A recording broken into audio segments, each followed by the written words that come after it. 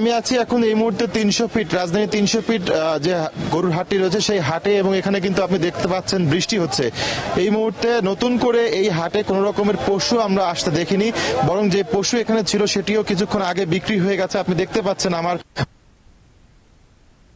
যেখানে বেঁধে রাখা হয় সেটি কিন্তু অলরেডি ফাঁকা হয়ে গেছে, মধ্যে ফাঁকা হয়ে গেছে, এবং এখানে যারা রয়েছেন ক্রেতা সাধারণ তারা কিন্তু পছন্দের যে গরুটি রয়েছে সেই গরুটি কিন্তু তারা কিনে নিচ্ছেন। কারণ এখন একটি বৃষ্টি হয়েছে, এই বৃষ্টির মধ্যে হাটে কাদা পানি, এটি বিশৃঙ্খল পরিস্থিতি বলা চলে যে এখানে ঘটছে। যে যেরকম পারছে গাড়ি রাখছে, যে যেরকম পারছে এখানে ট্রাক ঢুকাচ্ছে, যানবাহন ঢুকছে, এরকম একটা বিশৃঙ্খল পরিস্থিতি এখানে আসলে বিরাজ করছে। এবং এরই মধ্যে কিন্তু যে যার পছন্দের যে প্রাণীটি রয়েছে সেই প্রাণীটি কিন্তু কেনার চেষ্টা করছেন। এবং এখানে আপনাকে একটু জানিয়ে রাখি যে এই হাটটিকে বলা হচ্ছে ঢাকার সবচেয়ে বড় হাট, কারণ এখানকার আয়তনটি সবচেয়ে বেশি এই হাটের, এবং সেই আয়তনের কারণে কিন্তু এখানে অনেক ধরনের পশু আনা হয়েছিল। এখানে যে বড় পশুগুলো এসেছিল মাঝারি ছোট সেগুলো কিন্তু এরই মধ্যে বিক্রি হয়ে গেছে। এবং ইজারাদাররা যেটি বলছেন যে গত 2 দিনে তারা প্রায় 25 থেকে 30 হাজার প্রাণী কিন্তু এখানে বিক্রি হয়েছে।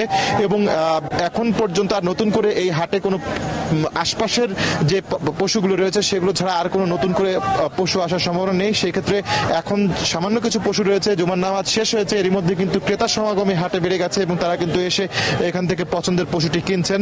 আপনাকে জানিয়ে রাখি যে প্রায় 21 লাখ উদ্বৃত্ত কোরবানি পশু থাকার কথা রয়েছে প্রাণী সম্পদ মন্ত্রণালয়ের হিসেবে, এবং সেই অনুযায়ী কিন্তু যারা আছেন ঢাকার যারা কোরবানি করেন তারা কিন্তু এরই মধ্যে তাদের যে পছন্দের প্রাণীটি আছে কিনে নিয়েছেন। সেই কারণে কিন্তু এখন হাটগুলোতে আমি আরো বেশ কয়েকটি হাটের খবর নিয়েছি, বিশেষ করে রাজধানীর তেজগাঁ হাট, বসিলা হাট, এই কয়েকটি হাটের যে খবর নিয়ে আমরা যতটুকু জানতে পেরেছি যে প্রাণীর যে যোগান ছিল সেটি প্রায় শেষের দিকে, এবং যারাই বাকি রয়েছেন তারা এই মুহূর্তে এসে শেষ মুহূর্তে যে কেনাকাটা বলা হচ্ছে এই মুহূর্তে কিন্তু তাদের প্রাণীটি সংগ্রহ করছেন, কারণ আর হাতে সময় নেই, রাত পোহালেই কিন্তু কাল সকালবেলা কোরবানি। তো রাজধানীর হাটগুলোতে এখন বলা চলে যে জমজমাট পশু কেনা বেচা চলছে, এবং রাতের শেষ মুহূর্তের বেচা কেনা আসলে যারা বাকি যেগুলো রয়েছে সেগুলো বিক্রি হয়ে যাবে বলে আশা করছেন বিক্রেতারা।